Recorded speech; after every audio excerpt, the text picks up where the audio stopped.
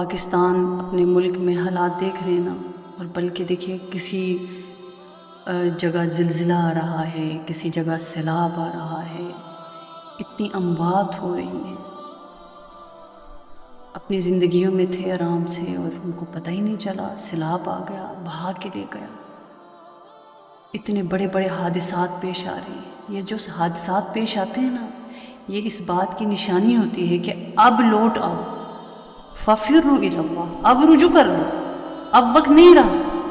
لیکن ہم بجائے اس کے اس کو بھی اگر مذاق کا ذریعہ بنائیں گے، اس پر تماشا کریں گے اور اس کو اپنے لیے تفریح کا ذریعہ بنائیں گے، یا دیکھ کر عبرت حاصل کیے بغیر اپنی زندگیوں میں مگن ہو جائیں گے، تو یہ مزید عذاب کا باعث یہ ہماری حرکتیں ہیں۔ اللہ رب العالمین جب انقلاب لے کر آتے ہیں نا، جب انقلابات لے کر آتے ہیں تو وہ چاہتے ہیں کہ بندہ رجوع کرے، بندہ اللہ کے در سے جڑ جائے۔